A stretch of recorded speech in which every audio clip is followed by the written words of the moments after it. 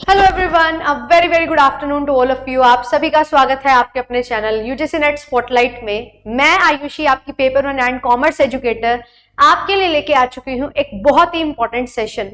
UGC NET examination की आप तैयारी कर रहे हैं और अभी हमारे पास जो है 3 महीने का समय बाकी है। तो ये जो 3 महीने का समय है, इसको किस तरीके से आप अच्छे से यूटिलाइज कर सकते हैं और क्या चीजें आपको करनी चाहिए, वो पता होने के लिए एक चीज का पता होना बहुत ज्यादा जरूरी है कि जिस एग्जामिनेशन के लिए आप प्रिपेयर कर रहे हैं उसका सेफ स्कोर या टारगेट स्कोर क्या होगा।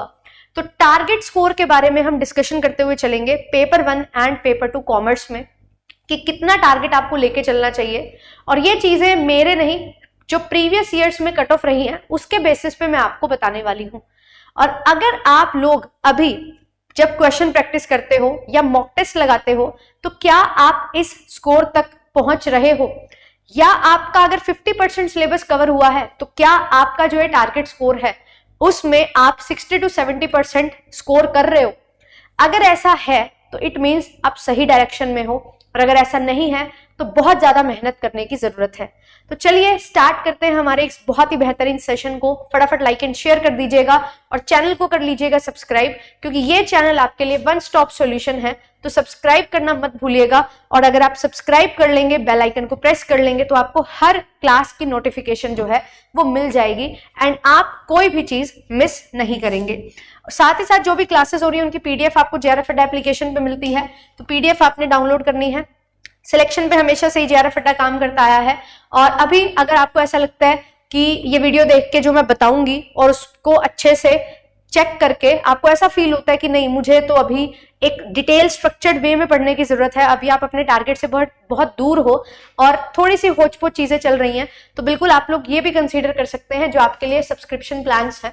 सिल्वर एंड गोल्ड दो तरीके की ऑफरिंग्स आपके लिए रहती हैं। गोल्ड पैकेज में कुछ एडिशनल ऑफरिंग्स हैं, जैसे कि आपको प्रिंटेड हैंड नोट्स मिल जाएंगे, 1-on-1 counselling, mock tracker, and आपके सिटी में 4 सीबीटी मोड पेपर होने वाले हैं। तो ये सारी चीजें आपको मिल जाती हैं। यूजीसी नेट जून 2026 के लिए ये सभी सब्जेक्ट्स आपको ऑफर किए जा रहे हैं, तो कॉमर्स के लिए भी आप ज्वाइन कर सकते हो। 3 दिन का फ्री डेमो है ऑफलाइन क्लासेस में। अगर आप जयपुर में हैं, ऑफलाइन विजिट करना चाहते हैं, ऑफलाइन प्रिपरेशन करना चाहते हैं, तो आपके लिए पेपर 1 की क्लासेस हो रही है और पेपर 2 की क्लासेस भी हो रही हैं कुछ सब्जेक्ट्स में, जो आपको दिसंबर 2026 के लिए तैयारी करवाने वाली हैं। तो अभी जो है हम सेफ स्कोर की बात करेंगे based upon the previous cut offs and examination pattern. हर चीज को हम डिस्कस करने वाले हैं। कुछ चीजें मैं आपको बताती हूँ। सेफ स्कोर की जब हम बात कर रहे हैं तो ऐसा नहीं है कि सिर्फ कट ऑफ जो है वो मैटर करती है। कट ऑफ के साथ साथ जो है कंपटीशन भी बहुत मैटर करता है। मतलब जो एग्जामिनेशन के लिए बच्चे अपीयर कर रहे हैं वो कैंडिडेट्स भी बहुत मैटर करते हैं, और जिस तरीके से अभी अवेयरनेस हो चुकी है बहुत ज्यादा, तो यहाँ पे आपको रिसोर्सेज जो हैं वो बहुत सारे मिल जाते हैं। तो आपके लिए सिलेक्शन करना कि वो रिसोर्स आप देख पाओ, समझ पाओ और यूज कर पाओ जो आपको आपकी सिलेक्शन की तरफ लेके जाए। तो ये सारी चीजें ध्यान में रख के आप जो अपना सेफ स्कोर है उस तक पहुंच सकते हो। तो चलिए सबसे पहले हम अपने सेफ स्कोर की तरफ बढ़ते हैं। अगर आप देखोगे दिसंबर 2024, जून 2025 और दिसंबर 2025 की कट ऑफ मैंने जेआरएफ की और नेट की लिख दी है। ट्रेंड एनालाइज करोगे तो दिसंबर 2024 को जो पेपर हुआ था उसमें कट ऑफ हमारी कंपैरेटिवली कम गई थी, 6 से 7 क्वेश्चन कम थी, जो जून 25 में हमारी कट ऑफ गई है। और फिर उसके बाद जब दिसंबर की बात करें तो दिसंबर में जून से कट ऑफ थोड़ी सी कम रही है, ज्यादा तो नहीं बट हाँ 5-6 क्वेश्चन, वही 4-5 क्वेश्चन कम हमें यहाँ पे कट ऑफ दिखाई दे रही है। तो ट्रेंड एनालिसिस अगर मैं करूं पिछले 3 बार का, तो इस तरीके से यहाँ पे हमारे पास जो है कर्व बनता हुआ हमें दिखाई दे रहा है। यहाँ पे कम है, फिर उसके बाद हमारी कट ऑफ हाई गई है, फिर थोड़ी कम गई है। तो ऐसा नहीं है कि हमारी कट ऑफ जो है वो बिल्कुल ही कम चली गई है या जितनी पहले थी उतनी ही चली गई है, नहीं, थोड़ा सा ही कम हमें यहाँ पे देखने को मिला है चीजें। अब यहाँ से कट ऑफ जो है वो चांसेस क्या रहेंगे, या तो यही मेंटेन रहेगी या थोड़ी सी बढ़ती हुई कट ऑफ जो है वो आपको देखने को मिलेगी। ऐसा मैं क्यों बोल रही हूं, क्योंकि जो हमारा जून का पेपर होता है वो थोड़ा सा जो है कट ऑफ हमेशा उसमें ज्यादा जाती है। लेवल ऑफ एग्जामिनेशन की बात करें, नंबर ऑफ एस्पिरेंट्स जो पेपर के लिए प्रिपेयर करते हैं वो काफी ज्यादा होते हैं, क्योंकि इस समय बच्चों की मास्टर्स जो है वो कंप्लीट हो जाती है और वो लोग अपने लास्ट सेमेस्टर में या लास्ट ईयर में अपने मास्टर्स की तैयारी कर रहे होते हैं, यूजीसी नेट की भी। तो यहाँ पे आपकी कट ऑफ जो है वो थोड़ी हाई जाती है, कंपटीशन थोड़ा ज्यादा होता है और लेवल ऑफ एग्जामिनेशन जून का जो होता है वो दिसंबर के कंपैरेटिवली थोड़ा सही रहता है, मतलब बहुत ज्यादा आउट ऑफ बॉक्स चीजें या आउट ऑफ कॉन्टेक्स्ट चीजें नहीं होती हैं, जो प्रीवियस ईयर ट्रेंड है वो ज्यादा आपसे पूछा जाता है। मैंने ये चीज पिछले 2 से 3 बारी में ऑब्जर्व की है ना, तो ये चीज आपको ध्यान में रखनी है। तो चलिए अगर हम बात कर रहे हैं कट ऑफ की, तो यहाँ पे आप देख सकते हो 2024 में 210 कट ऑफ गई थी, तब तक की हाईएस्ट थी, फिर 224 अब तक की सबसे ज्यादा हाईएस्ट है, फिर 218 हमारी कट ऑफ है। तो अगर हम यहाँ पे बात करें, मुझे जेआरएफ लेना है यूआर कैटेगरी से, तो मुझे यहाँ पे ध्यान रखना होगा कि मैं 220 से कम कट ऑफ या कम टारगेट स्कोर अपना नहीं रख सकती, क्योंकि मुझे सेफ स्कोर पे आना है। तो सेफ स्कोर जो है वो हमारा कट ऑफ से ज्यादा ही होगा, और ऑन एन एवरेज भी अगर हम देखें तो 216 218 ये नंबर बनता है, तो उससे ज्यादा मुझे जाना है, तो मुझे 220 मिनिमम स्कोर जो है वो रखना पड़ेगा। नेट की भी अगर हम बात करें तो यहाँ पे आप देख सकते हो नेट के केस में 186 है, फिर 194 है, 4 क्वेश्चन का फर्क, सीधा 8 नंबर, और फिर 194 से 186 हमारी जो है ये कट ऑफ आ रही है। तो नेट की अगर हम बात करें तो नंबर ऑफ सिलेक्टेड कैंडिडेट्स जो है वो नेट में ज्यादा होते हैं एज कंपेयर टू जेआरएफ। तो यहाँ पे जो नेट का टारगेट बन रहा है वो इस तरीके से ही यहाँ पे आपको देखने को मिल रहा है, ठीक है। तो यहाँ पे भी अगेन चांसेस हमारे हैं कि यहाँ पे ज्यादा उछाल हमें देखने को मिल सकता है। अगर नंबर ऑफ सिलेक्टेड कैंडिडेट्स हमारे कम होते हैं तो हमें ज्यादा उछाल देखने को मिलेगा, अदरवाइज थोड़ा सा ही इंक्रीमेंट हमें देखने को मिलने वाला है। तो यहाँ पे अगर आपको नेट क्वालिफाई करना है तो उसके लिए भी आप अपना जो टारगेट स्कोर रखेंगे वो 190 का रखेंगे। तो यहाँ पे जो कट ऑफ है वो अगेन हाई रहेगी। तो नेट की अगर हम बात करें तो स्कोर आपका 190 प्लस होना चाहिए, और अगर हम जेआरएफ की बात करें तो आपका स्कोर 220 से ज्यादा होना चाहिए। नेट और जेआरएफ के बीच में जो रेंज अभी रह रही है वो 13 से 14 क्वेश्चन, 15 क्वेश्चन की होती है। तो ये 30 नंबर का फासला अब यहाँ पे आपको देखने को मिलेगा। तो ये चीज आपने ध्यान में रखनी है। सेम इसी तरीके से बाकी जो कैटेगरीज हैं उनको भी आप देख सकते हो। ओबीसी कैटेगरी की अगर बात करूं तो 198 से 212 सीधा सीधा 14 मार्क्स, फिर उसके बाद हमारे जो है 212 से 204 नंबर रहे हैं। तो यहाँ पे 4 क्वेश्चन का फर्क यानी कि 8 नंबर का फर्क है। तो सेम जेआरएफ में यही इस तरीके का ही प्लेटू जो है वो हमारा बन रहा है। जेआरएफ में कम टारगेट स्कोर जा सकता है कब? अगर हमारे नंबर ऑफ सिलेक्शन जो है वो बढ़ जाए, बट हर बार जो नंबर ऑफ सिलेक्शन है जेआरएफ के, वो जेआरएफ के सिलेक्शन जो है वो कम होते जा रहे हैं। अगर जेआरएफ के सिलेक्शन कम होते जा रहे हैं तो आपका ये ग्राफ जो है वो बढ़ता हुआ ही आपको नजर आएगा। और क्योंकि नेट के सिलेक्शन जो है वो हमारे number of selected candidates increase हो रहे हैं एज कंपेयर टू जेआरएफ, तो यहाँ पे भी आपके जो है प्लेटू में आपको देखने को मिल रहा है कि हमारी वैल्यू काफी कम हो गई है जो 2024 दिसंबर में थी, बट जून में जो है ये वैल्यू फिर दोबारा जो है थोड़ी बड़ी होगी। तो यहाँ पे भी बच्चे भी बढ़ रहे हैं, बट एक एक नंबर पे बहुत सारे बच्चे लाई करते हैं, जिस वजह से आपको यहाँ पे जून 2026 में कट ऑफ थोड़ी सी बढ़ती हुई दिखाई देने वाली है। तो सेम ऐसे ही अभी हमने यूआर कैटेगरी की बात की जेआरएफ और नेट के लिए, अब यहाँ पे हम लोग बात कर लेते हैं हमारी ओबीसी कैटेगरी की। तो ओबीसी कैटेगरी में भी आप हमेशा ध्यान रखेंगे कि यहाँ पे हमारा जो टारगेट स्कोर होना चाहिए वो 210 का होना चाहिए। हाँ, नेट में काफी अच्छा फर्क हमें दिखाई देगा, तो यहाँ पे 178 प्लस भी आपका स्कोर काफी अच्छा रहेगा। देन ईडब्ल्यूएस कैटेगरी की हम बात करें तो 214 या 216 नंबर का टारगेट स्कोर आपको रखना है, और यहाँ पे आपके पास जो है 180 प्लस का ही टारगेट स्कोर होना चाहिए। मैं तो बोलूंगी 184 प्लस का टारगेट स्कोर अपना रखो, ये आपके लिए ज्यादा फायदेमंद होगा। देन एससी एसटी कैटेगरी की हम बात करें तो यहाँ पे आपको 206 प्लस का टारगेट स्कोर रखना चाहिए, और यहाँ पे आप जो है 170 174 का टारगेट भी अगर रखोगे तो वो काफी सही रहेगा।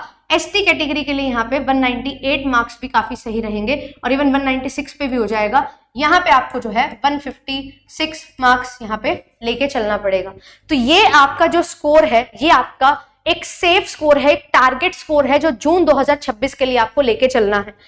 अगर आप ये स्कोर भी नहीं अचीव कर रहे हो तो चांसेस बहुत ज्यादा हाई हो जाते हैं, लो हो जाते हैं आपके जेआरएफ के, क्योंकि कट ऑफ बहुत ज्यादा हाई जाती है जेआरएफ की, और day by day, year by year, attempt bye attempt ये कट ऑफ बढ़ ही रही है।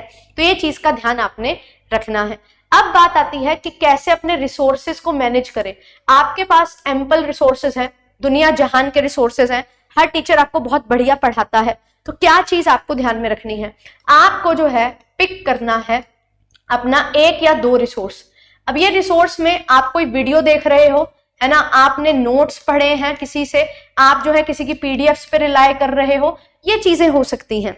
अगर आप वीडियो देखते हो, नोट्स अपने खुद बनाते हो, है ना, सेल्फ मेड नोट्स हैं, तो ये चीज अलग हो जाएगी। किसी और के नोट्स हैं उनको पढ़ रहे हो, वो अलग चीज है। किसी की दी गई पीडीएफ्स हैं उनको पढ़ रहे हो, वो अलग चीज है। तो अपने रिसोर्सेज जो है वो आपने पिक करने हैं, एक या दो चीजें आप तो देखो, है ना, उन एक या दो चीजों में अपना कुछ ना कुछ ऐड ऑन करो।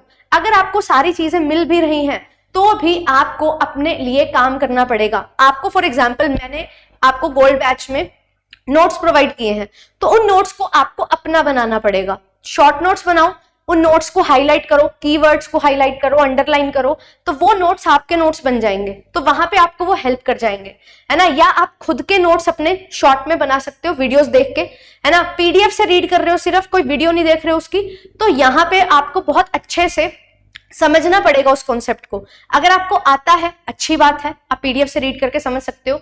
नहीं आता है तो उसके लिए रिगार्डिंग आप वीडियो देख सकते हो। यूट्यूब जो है बेस्ट सोर्स है वीडियोस का। एंड आज के टाइम पे आपको एप्लीकेशंस पे हर कोई जो भी यूट्यूब पे भी पढ़ा रहा है उनकी एप्लीकेशन भी है, वहां पे कोर्सेज भी होते हैं, तो आपको हर चीज यहाँ पे मिल जाती है। तो वो रिसोर्सेज आपको पिक करने हैं। अब जो रिसोर्स प्रोवाइडर है जिसकी मैं बात कर रही हूँ, टीचर्स, हमें ऐसा लगता है कि हर टीचर जो है वो बेस्ट पढ़ा रहा है तो हर किसी से पढ़ लो। देखो टीचर बहुत सारे पढ़ा रहे हैं, एक दिन में एक टाइम पे 10 क्लासेस पैरेलली चल रही हैं, बट क्या आप 10 क्लासेस पढ़ सकते हो? नहीं। अगर आप पढ़ भी लोगे एक घंटा करके, 10 घंटे आप लगा रहे हो, क्या आप उसको रिवाइज कर पाओगे? नहीं। तो अगर आप एक क्लास को देखो, एक बार समझ नहीं आया, नोट्स बनाने हैं, दूसरी बार देखो, रिवाइज करो, वो ज्यादा बेटर है रादर कि आप एक दो तीन टीचर से वो सेम टॉपिक पढ़ रहे हो। एक टीचर को पिक करना है जो आपको पढ़ा दे। कॉमर्स मैं पढ़ा रही हूँ, अगर आपको लगता है कि हाँ आप मेरे से पढ़ सकते हो तो मेरे से ही पढ़ते रहो, जो पढ़ रहे हो उसको रिवाइज करो, उसके क्वेश्चंस प्रैक्टिस करो। रादर आपको लग रहा है ये सर भी बहुत अच्छा पढ़ा रहे हैं, ये मैडम भी बहुत अच्छा पढ़ा रही है, ये मैडम भी बहुत अच्छा पढ़ा रही है, सबसे पढ़ लेते हैं, जी नहीं, ऐसा नहीं करना है। हाँ, कोई टीचर आपको क्वेश्चन प्रैक्टिस करवा रहा है तो उनके क्वेश्चंस आप प्रैक्टिस कर सकते हो, क्योंकि आपने कॉन्सेप्ट एक जगह से पढ़ा, उसको रिवाइज किया, समझ आ गया, अब एप्लीकेशन देखनी है तो क्वेश्चन देखो और ट्राई करो उसका आंसर करने की। अब नहीं समझ आया तो अपने जो टीचर से पढ़ा है उनसे पूछो, अपने नोट से एक बार देखो कहाँ कमी हुई। जो टीचर आपको क्वेश्चन करवा रहा है उनसे आपने नहीं पढ़ा है, बट आप उनकी एक्सप्लेनेशन देख सकते हो टू गेट टू नो कि आप कहाँ गलती कर रहे थे। तो ये चीज आपको हेल्प कर सकती है। क्वेश्चन प्रैक्टिस आप अलग अलग टीचर से कर सकते हो, बट जो कॉन्सेप्ट है, कॉन्सेप्चुअल क्लैरिटी एक ही टीचर से लेनी चाहिए, क्योंकि वो एक तरीके से आपको हर चीज पढ़ाते हैं, समझाते हैं। तो इस चीज का खास ध्यान आपको रखना है। और अगर आप अपने टारगेट स्कोर तक नहीं पहुंच रहे हो और मल्टीपल रिसोर्सेज यूज कर रहे हो तो आप कभी भी अपने टारगेट स्कोर तक नहीं पहुंच पाओगे। एक ही रिसोर्स को यूज करो, मल्टीपल टाइम्स रिवाइज करो, प्रैक्टिस करो, क्वेश्चंस, नोट्स बनाओ, तो आप ये टारगेट स्कोर बहुत इजीली अचीव कर लोगे। जो भी रैंकर्स होते हैं, जो भी टॉप स्कोरर्स होते हैं, वो यही चीज करते हैं। वो इधर उधर बार बार नहीं भागते, एक बार डिसाइड कर लेते हैं ये यूनिट। अगर आपको ऐसा लग रहा है कि मुझे ना बाकी सारी यूनिट तो समझ आ रही है मेरे से, एक कोई यूनिट है जो आपको नहीं समझ आ रही, तो उसके लिए आप दूसरे टीचर को फॉलो कर रहे हो, ठीक है, हो सकता है, पर सेम यूनिट दो दो तीन तीन टीचर से पढ़ के कुछ नहीं बनेगा। तो ये चीज आपने ध्यान में रखनी है। एक यूनिट एक जने से ही पढ़ रहे हो, पढ़ो, क्वेश्चन उसके खूब प्रैक्टिस करो, क्वेश्चन समझ नहीं आ रहा तो उस टीचर से पूछो, है ना। और क्वेश्चन कहीं से भी आप प्रैक्टिस कर सकते हो, उसमें कोई दिक्कत नहीं होती है। और ये सेफ स्कोर आपके लिए रहने वाला है। इतना अगर आप स्कोर कर रहे हो, अभी आपने 50% सिलेबस कवर किया है, बट आप कोई मॉक टेस्ट लगाते हो और उसमें आप लोग जो है 170 180 तक पहुंच रहे हो, तो it is a very good score. क्योंकि कुछ यूनिट्स जो है आपने अभी अच्छे से पूरी डिटेल में कवर नहीं किया है, बट आपको थोड़ा बहुत उसके बारे में पता है, तो आप उसके आंसर मार्क कर सकते हो। तो मैं ये नहीं बोलूंगी 50% सिलेबस कवर किया है तो आपके 110 मार्क्स ही आने चाहिए, नहीं। आपने बिल्कुल स्टार्टिंग से पढ़ना शुरू नहीं किया है, आपने यूजी की है, पीजी की है अपने कॉमर्स में, तो आपको पता है क्या पढ़ा है आपने, कैसे उसको समझना है, कैसे अप्लाई करना है। हाँ, 100% क्लैरिटी नहीं है, 50-60% तो क्लैरिटी है ना। तो उसी बेसिस पे मैं बोल रही हूँ कि अगर आप इतने स्कोर का 60-70% भी कर रहे हो 50% सिलेबस कवर करके, या 60-70% सिलेबस कवर किया है, देन 80% तक रीच कर रहे हो, तो आप एक सही डायरेक्शन में हो। आप आगे बढ़ते रहो, आपको चीजें कवर आप करते रहोगे जैसे जैसे, तो आपको समझ आता रहेगा, आप अप्लाई करते रहोगे और क्वेश्चन भी आपके ज्यादा से ज्यादा सही होते रहेंगे और मार्क्स भी आपके इतने आने शुरू हो जाएंगे। ये चीज आपने ध्यान में रखनी है। और दूसरी चीज जो ध्यान रखनी है, पेपर 1 और पेपर 2, अब मुझे जो है 220 प्लस मार्क्स लेके आने हैं, यूआर कैटेगरी से जेआरएफ करना है, तो मुझे पता है कि 110 क्वेश्चन मुझे सही करने हैं। अब 50 क्वेश्चन मुझे पेपर 1 में मिलेंगे और 100 क्वेश्चन मुझे पेपर 2 में मिलेंगे। ऐसा कभी भी नहीं होता कि मैं 100 में से 100 क्वेश्चन पेपर 2 के सही कर दूं, नहीं, है ना। तो यहाँ पे मुझे टारगेट लेके चलना है। अगर 110 क्वेश्चन मुझे सही करने हैं, यहाँ पे मेरा आरसी है, डीआई है ना, ये टॉपिक ऐसे हैं जो 5-5 क्वेश्चन मुझे देके जाएंगे। तो यहाँ से मुझे 10 में से 10 क्वेश्चन सही करने हैं। बाकी जो 40 क्वेश्चन बचे हैं उनमें से मेरा टारगेट होना चाहिए कि मैं 30 तक रीच करूं, या मुझे 25 तो रीच करना ही है, 25 प्लस तक मैं पहुंचूं। तो यहाँ पे 35 प्लस का टारगेट आपको रखना है 50 क्वेश्चन में से। एंड जो हमारा पेपर 2 है, बाकी का टारगेट जो है वो हम यहाँ पे अपना मेंटेन करेंगे। तो यहाँ पे भी आपके पास जो है 75 प्लस का टारगेट जो है वो आपने रखना है। हमारे यहाँ पे 2 आरसी आते हैं, जहां पे आप 10 में से 10 का टारगेट बिल्कुल अचीव करने का पूरा प्लान बनाओ और करो इसको अचीव, क्योंकि ये आपके ऐसे मार्क्स हैं जो आप मिस नहीं कर सकते, आप अफोर्ड नहीं कर सकते इसको छोड़ना। फिर उसके बाद आपके जो 90 क्वेश्चंस हैं उनमें से आपको टारगेट करना है कि 65 प्लस तो आप स्कोर करो। तो इससे क्या होगा, 35 एंड 75, यहाँ पे 110 प्लस का टारगेट जो है वो आपका अचीव हो पाएगा और आप 150 में से 110 प्लस क्वेश्चन जो है वो सही कर पाओगे और अपने सेफ स्कोर तक पहुंच पाओगे। और ये सेफ स्कोर पहले ही मॉक टेस्ट में आ जाए ऐसा नहीं होता है, जैसे जैसे मॉक टेस्ट लगाओगे वैसे वैसे स्कोर बढ़ेगा। आप शायद पहले जो है 80 क्वेश्चन से शुरू करोगे, फिर आपके 82, 85, 90 क्वेश्चन तक होने सही होंगे, फिर उसके बाद और ज्यादा मेहनत लगेगी एंड आप 100 तक पहुंचोगे। और लास्ट के जब 3 से 4 या 5 मॉक टेस्ट रह जाएंगे मैक्सिमम, इनमें आप जो है 100 प्लस स्कोर करना शुरू करोगे एंड आप अपने टारगेट स्कोर तक 110 तक पहुंचोगे। बट यहाँ पे जब आपके इतने क्वेश्चंस ही सही हो रहे हैं तब आप यहाँ पे सीखोगे, लर्न करोगे कि कैसे आप जो है अपने मॉक्स को प्रैक्टिस करते हैं, how to practice in mock, है ना। तो मॉक में कैसा प्रैक्टिस करना चाहिए, कैसे जो चीज मुझे नहीं भी आती है उसमें भी मुझे सिलेक्शन बाय एलिमिनेशन लगाना है, एक ऑप्शन से अपने क्वेश्चन को अप्रोच करने की कोशिश करनी है। मुझे 2 चीजें पता है, 4 चीजें पूछी गई हैं, उन 2 में से कैसे मैं ऐसा ऑप्शन चूज करूं कि मेरा सिलेक्शन हो जाए, मेरा क्वेश्चन सही हो जाए। तो ये चीजें आप साथ साथ सीखोगे, जिससे आप 80 से सीधा 110 की तरफ बढ़ जाओगे। 80 से 100 में जाओगे कॉन्सेप्ट की वजह से, बट 100 से 110 तक जब पहुंचोगे ना, वो 10 क्वेश्चन आपको ऐसे समझ आएंगे जब आप ट्रिक्स अप्लाई करोगे, सिलेक्शन बाय एलिमिनेशन, एक ऑप्शन से होने वाला क्वेश्चन, ये चीजें आपको अप्लाई करनी पड़ेंगी और रीड करना पड़ेगा बहुत अच्छे से क्वेश्चन को, क्योंकि ये जो आरसी के 10 में से 10 क्वेश्चन, ये डीआई आरसी के 10 में से 10 क्वेश्चन, जो 20 क्वेश्चन है, ये मुझे जो है प्रैक्टिस के साथ इंप्रूवमेंट होगी। तो प्रैक्टिस करनी है, यहाँ पे 14 क्वेश्चन से शुरू कर रहे हो और आपको 20 तक पहुंचना है। तो ये चीज भी बहुत ज्यादा इंपॉर्टेंट है जो डेली प्रैक्टिस से आप यहाँ पे कर पाओगे। अगर आप प्रैक्टिस नहीं करोगे तो चीजें काम नहीं आएंगी। और इसी चीज को ध्यान में रख के रेगुलरली 7 बजे आपके लिए जो है मैंने इसी चैनल पे यूजीसी नेट स्पॉटलाइट पे डीआई के प्रैक्टिस सेट लगाए हैं। आप लोग जो है प्रैक्टिस कर सकते हो। यहाँ पे आप जाओगे, लाइव क्लासेस में आप जाएंगे तो लाइव क्लासेस में आपको इस तरीके से क्लासेस मिलेंगी। तो ये क्लासेस आपको हेल्प करने वाली हैं आपकी प्रैक्टिस में, ठीक है। मैंने पहले भी एक सेशन लिया था, उसमें भी हमने बढ़िया तरीके से पूरे के पूरे डीआईआरसी को अच्छे से समझा था, है ना, और प्रैक्टिस किया था। और सभी बच्चे ने बहुत बढ़िया तरीके से यहाँ पे क्वेश्चंस मेरे साथ प्रैक्टिस किए थे। तो आपने भी यही चीज करनी है, क्योंकि प्रैक्टिस जितना करोगे उतना आपके लिए फायदा होगा। मैं आपकी हेल्प कर सकती हूँ, बट आपकी जगह मैं पेपर देने नहीं जाऊंगी। तो ये चीज का ध्यान रखो। सेफ स्कोर आपको बता दिया है, कैसे उस तक पहुंचना है ये भी बता दिया है। पेपर 1 पेपर 2 दोनों को साथ लेके चलना है और ये सेफ स्कोर आप धीरे धीरे अचीव करोगे, एकदम से नहीं होगा। और जो रिसोर्सेज हैं उसको भी ध्यान से यूटिलाइज आपने करना है, पिक बहुत अच्छे से वाइसली आपको करना है। हर टीचर के पास ऐसा स्टूडेंट भी होगा जिसका एग्जामिनेशन क्वालिफाई नहीं होगा, हर टीचर के पास ऐसा स्टूडेंट भी होगा जिसका AIR आया होगा, हर स्टूडेंट के पास नेट, JRF, PhD ओनली, तीनों कैटेगरीज के बच्चे होंगे। तो टीचर एक फैसिलिटेटर है जो आपको हेल्प कर सकता है। एक्चुअल में काम आपको करना है, आपकी बागडोर आपके हाथ में है, ठीक है। तो वो स्टीयरिंग व्हील आपके हाथ में, तो आप ही अपनी गाड़ी को जो है सही दिशा में लेके जाओगे। हाँ, रास्ते में बहुत सारी हेल्प करने वाली चीजें आपको मिलेंगी, तो कहां से कितनी हेल्प लेनी है, कैसे लेनी है, ये आपको डिसाइड करना है, ठीक है। मिलूंगी आपसे नेक्स्ट सेशन में। Thank you so much. Channel को सब्सक्राइब कर लेना एंड कमेंट करके जरूर बताना कैसा लगा सेशन। अगर लगता है कुछ मीनिंगफुल मैं आपके लिए कंट्रीब्यूट कर रही हूँ तो जरूर लाइक एंड शेयर चैनल को किया करो, सेशंस को लाइक एंड शेयर किया करो और रेगुलर क्लासेस में जुड़ा करो, जिससे आप अच्छे से अपनी तैयारी कर सकते हैं और मुझे भी पता लगे कि कैसे हम आपकी और हेल्प कर सकते हैं और क्या नया आपके लिए ला सकते हैं। टॉप 50 टॉपिक्स DIRC मैथ्स की प्रैक्टिस ये तो चल ही रही है, बहुत अमेजिंग चीज हमने इस बार शुरू की है। ऐसे ही हर बार कुछ नया कुछ बढ़िया आपके लिए लाते रहेंगे, बढ़िया तरीके से आपकी हेल्प होती रहेगी और आप अपना सिलेक्शन लेते रहेंगे।